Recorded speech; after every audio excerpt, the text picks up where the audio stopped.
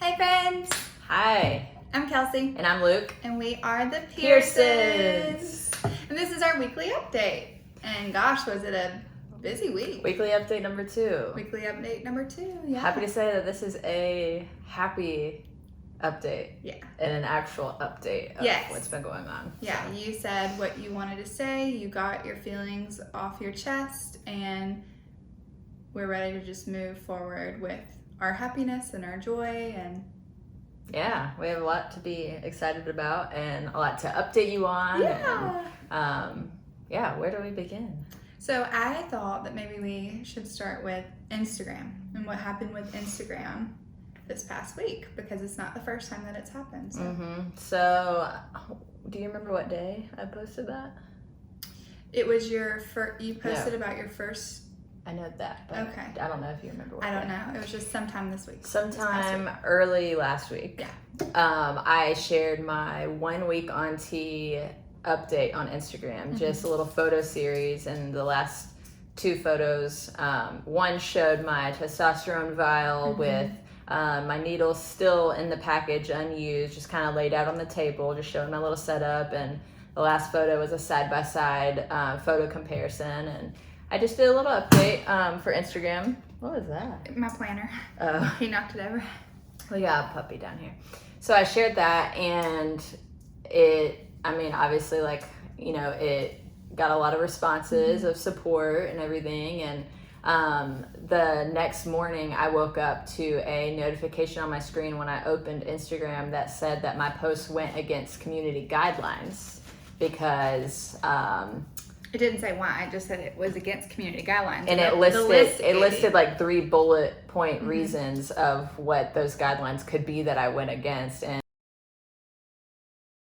And obviously I didn't go against any guidelines. And so I immediately screenshotted that and ended up reposting my post. But I posted that screenshot of Instagram telling me my post went against guidelines, and then I swiped over to what my post was and basically just called out Instagram and said, like, this seems very transphobic and that there's obviously a problem with your algorithm of moderating posts because... And also because it's not the first time it happened to us. They took down our wedding video as well. And so we realized then what was happening was homophobic people will go and report LGBTQ plus content and report it saying that it's a violation of offensive to them or whatever it may be. And Instagram doesn't currently have a great way of checking out, like, it's great that you can report stuff, but there needs to be some kind of an actual person or something that's looking into these reports and making sure that it is actually offensive or it is actually against guidelines, and it's not someone, quite frankly, cyberbullying and trying to silence the LGBTQ plus community by reporting their content. So you posted it saying, like, this is transphobic. These are people that are transphobic that are reporting my post. There's nothing that goes against guidelines. Yeah, because I did have some people say, well, could it be because you posted needles and a vial of testosterone? Which I think that is something that maybe people have been conditioned to think that, oh, we have to find a reason why transphobic and homophobic things happen. No, like, the reason... Anyways, there's accounts that are sharing their IVF journeys and sharing all of their shots and syringes. Those posts don't get taken down. There are spas and companies that do injections for Botox and things like and that. Fillers. And fillers that show the injections happening, and that's literally all their whole pages. Those don't get taken down. There's people with diabetes that shared their journey of their insulin shots every day. Those don't get taken down. So you have to wonder, why would it be that my post would get taken down? And even if so, again, there should just be, even if it was about your testosterone, then there should still be a better solution to checking reports and... No, I still think that there's no reason for that to be taken down. No, there's not. I'm just saying, but if they had a better... I was saying if they have a better, checking of what's being reported, then they would know that it shouldn't have been taken down. That's what I was trying to say. Yeah. The problem is that Instagram and Facebook and Twitter and whatever, and TikTok even has this issue. They wait for people to bring them a problem for them to correct it instead of putting in the necessary jobs and human connection. And I don't know, they don't take the steps to prevent these problems from happening. They just wait for us to bring them a problem.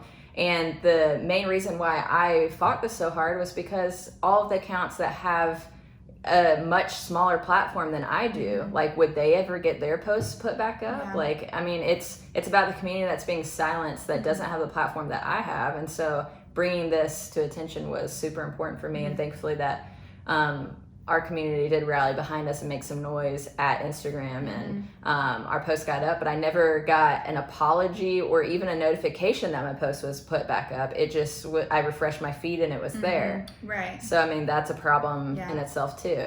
But I did, however, we do have a contact at Instagram, and so I ended up reaching out to her and just telling her what had happened. And so she did say that they've put together a team that's trying to fight this battle. So, but our wedding was 1 year and 8 months ago, and it was taken down then for the same exact issue. And so this has been a long time of this happening and a lot of people speaking out. And so and it happens to so many people, not I mean, obviously not just us. Like, we see so many accounts that say, well, I don't know why my post was taken down. And, you know, maybe they don't have a large enough community and response to get the attention of Instagram to get it back up. So their post just remain taken down. Like, it's just so unfair and it's not okay. So that was honestly the only negative thing to go on last week, but we won. We got the post back up. Yep, post is up. A lot more good stuff to talk about. One, I don't know if y'all are looking at me and wondering what you see different, but I feel like there were a lot of small changes that happened in week 2 of being on T for me. Like, I feel like my eyebrows are thicker. I feel like my face is wider. The bridge of my nose is wider. And so I think my nose is a little bigger. Maybe my neck is a little bit thicker. Yeah, we thought your neck might be thicker. Your body is definitely changing. Like, we can tell that it's like things are shifting. Yeah, there's like some body fat redistribution going on. Like, I had really bad love handles that I was very self-conscious of for a long time. And I feel like those have kind of gone down, and I don't know, I feel like my shoulders are broader. It's easy to tell when you try on clothes and you can tell that things are fitting differently. I feel like your voice is slightly different. Yeah, I think my voice is slightly lower. Like, we were out to dinner and you said, "I love you, baby," and I was my eyes were like, that didn't even sound like you. Yeah, like the tone. Have we noticed any other physical changes at the gym? Oh my gosh, yeah, I'm noticing some major changes at the gym. So we in 2020, like, we were really good at like going for runs and stuff, like during like May, June, July, and then we kind of just did yoga around here, and then just kind of started to not do anything exercise wise. And so then when we got back from the holidays, obviously we're like remotivated and excited to get back to the gym, because that's always been a major part of our relationship since we started dating, is exercise. And you know, that's how we met. Yeah, that's how we met. And so we were getting back in the gym, and I noticed this week I was in the middle of doing seated shoulder presses and I just bust out laughing. No, the first time you did was bench press. I laughed during bench press? Yes, which shocked me, because you're very like, don't move, don't do anything, like, do your bench press that you could like injure yourself. So we had just done, I think done incline, and then we moved to flat bench, and your first press you started laughing. Yeah. But then you also laughed during shoulder press. Yeah. So we started with incline bench press, and I thought like I would be fatigued from that to go from that to flat bench press, because we were waiting on a bench, and so I went a little bit lighter than I maybe would have, and literally I like pushed the weight up, and I was like busted out laughing. I finished that. I was like, well, I guess I'm just gonna stay at this weight for the rest of this set, and And then we moved on to the next thing, and then we weren't working out together anymore. She was on another bench, and I was working out, and I just busted out laughing again. And she was like, "Oh my gosh, like really heavy, right?" And I was like, "No, really light." So I've been noticing strength increases for sure, and it just feels so good to be back in the gym. And obviously, like that's super exciting. It makes me happy. Yeah, I feel like there was a time that it was more like of an addiction, I guess we could say, but it was because you were striving for a body that you just weren't getting to,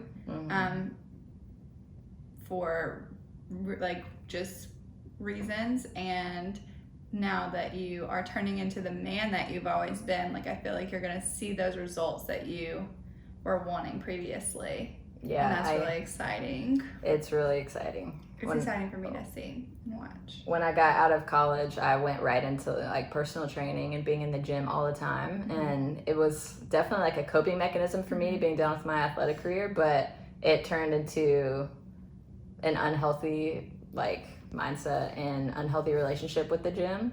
And that was when we first started dating. And so like, you know, we would sometimes get in arguments about it. Like I felt like I couldn't do anything until I had my workout in, or I would be grumpy and in a bad mood, and like that's just not a good place to be in. And I felt like I was honestly angry all the time because I was working so hard, but my body wasn't looking how I thought it should look, and that was because my hormones weren't what they needed to be, and my, you know. It's like you visioned something different in your head, and then you look in the mirror and you're not seeing what you think your body's supposed to look like. That is just, yeah, so that sucked. But everything makes sense now, and I'm feeling much more confident in myself and just like celebrating every micro change that's going on. We're like staring. We think there's a few more hairs and stuff on your chin. Or even a little longer. Yeah, for sure. Yeah. And then you also started having some like allergic reactions.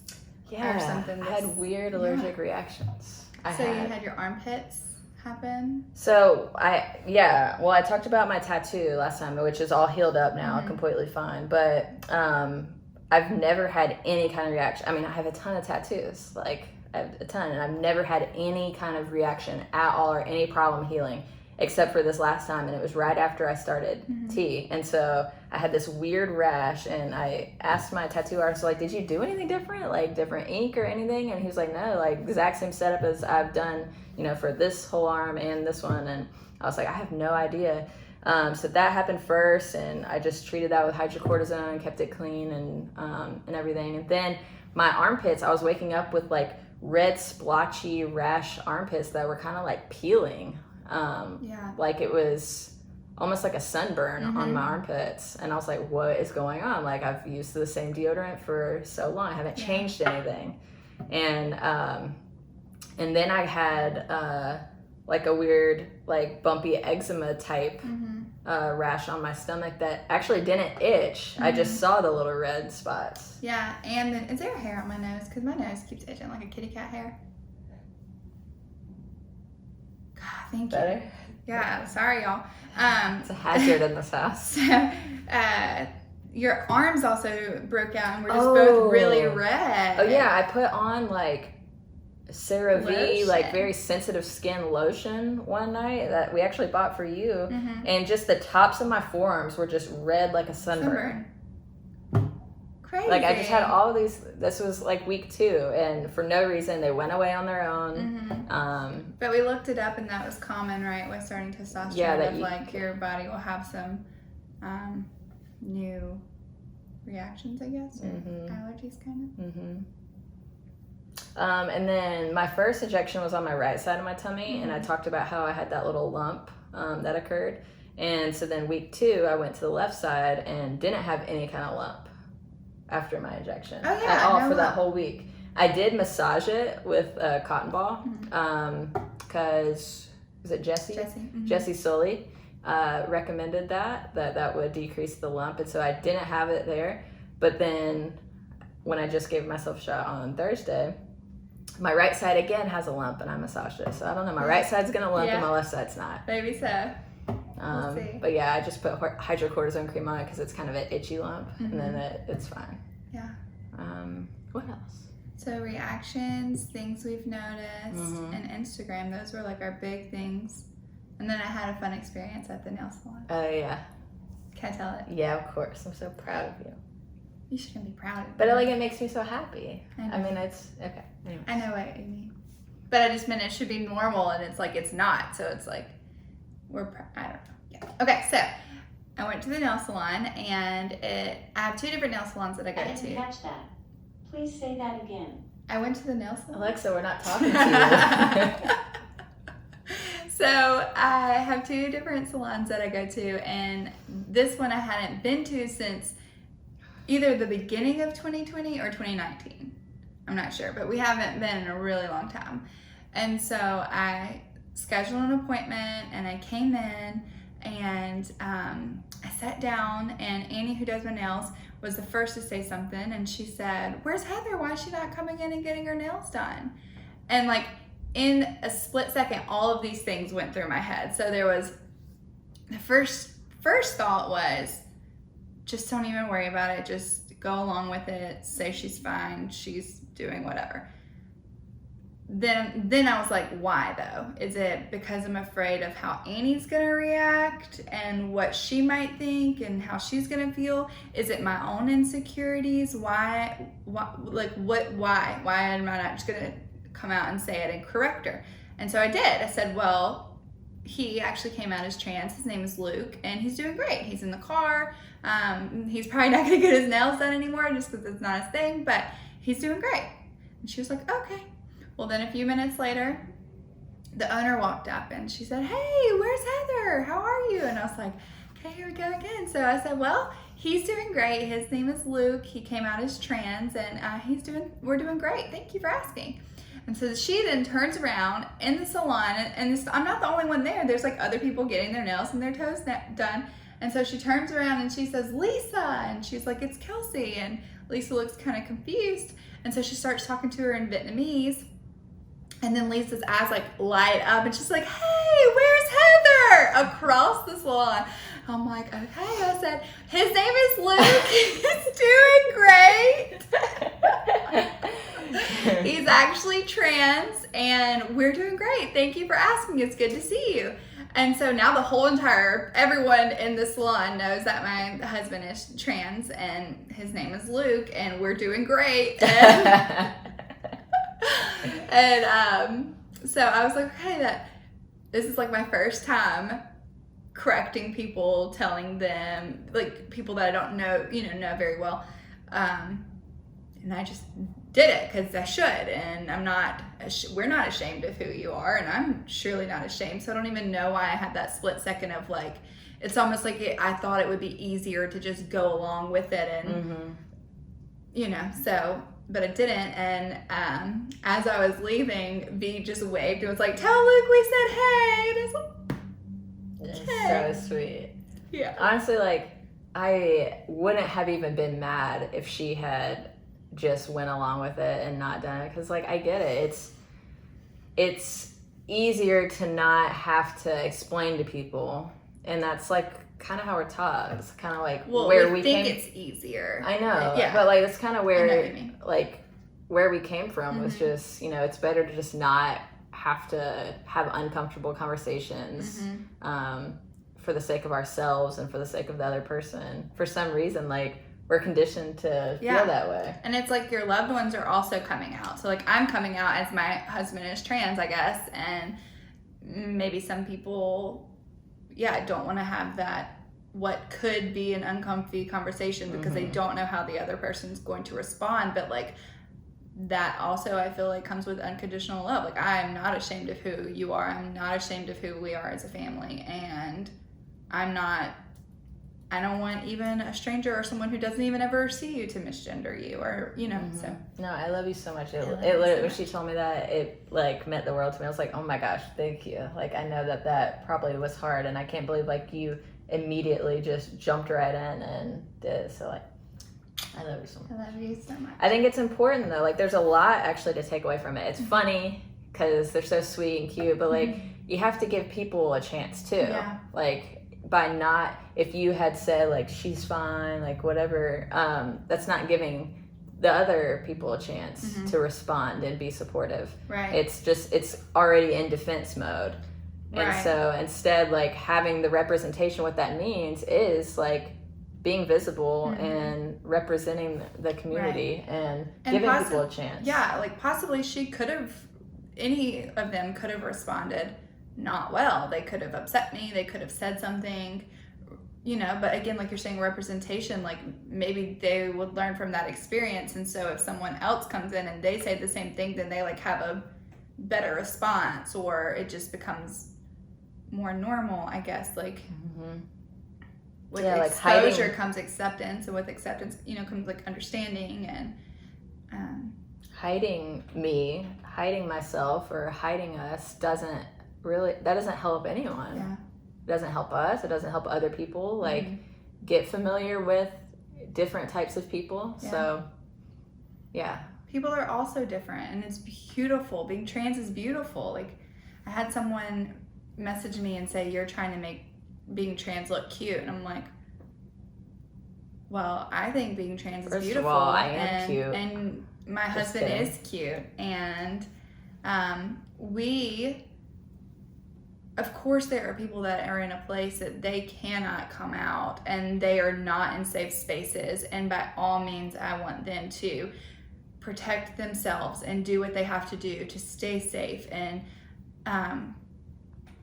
sadly, that means for them, not coming out at this time. But we're in a different place, and we have a platform where we feel that it is important to be exactly who we are. Well, and we have a Proudly, privilege. and we have a privilege. We have yeah. a privilege to be able to be open and be visible. And Yeah, thank you.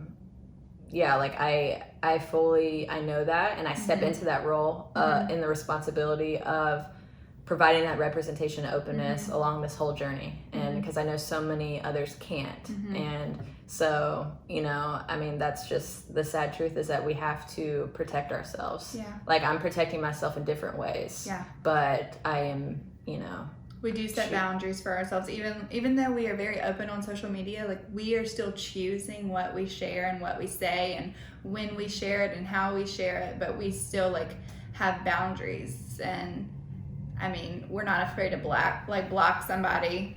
If we like have boundaries for our mental health and stuff as well, or setting boundaries, whether that's family or whatever that may be, to protect ourselves and our mental health and our future and our future children. And we've talked about this before, but I saw someone so eloquently say it on Instagram, and I shared it to my story one day. I don't remember her name, but basically talking about like social media is welcoming someone into your home. And that's kind of what we think of it as, like if you come into our home, like, you're not gonna shit in the toilet and not flush. You're not gonna like vandalize the walls on your way out, or like talk bad about our art or something. Yeah, or something like that. So it's the same kind of thing. If you want to leave and never come back, that's fine. You don't have to announce it. Just walk out. Don't you don't need to slam the door and announce you're leaving. Just kindly walk out. And I think everyone should expect that level of respect of, social media has become welcome to our home. You're coming into our lives, you're coming into our home, and we're sharing with you very precious moments, and we get vulnerable, and, just try to treat the online space as someone's home in their life. And so, and what you would allow into your home.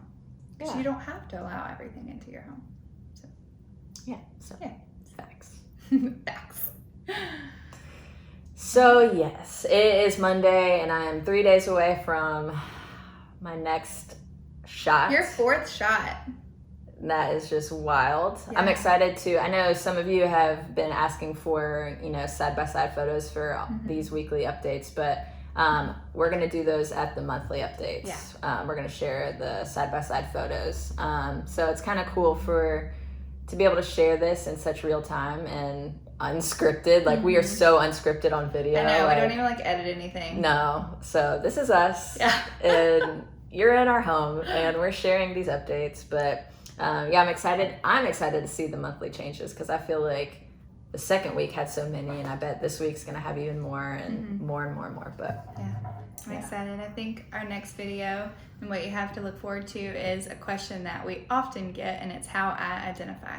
So yeah, Kelsey's gonna be able to talk and speak from her point of view and explain it and the fluidity of all of this for both of us. So sorry, I have a cat trying to get up here, and when he jumps up here, he'll grip me like this so that he won't fall, and it always scratches my legs. Yeah, she gets boo-boos. I get boo-boos. We're playing Yahtzee here, and he's trying to jump up. He's just circling me right now like Like a I'm gonna jump. Like a shark. Well, if we didn't answer questions that you might have, I would love for you to drop your questions in the comments.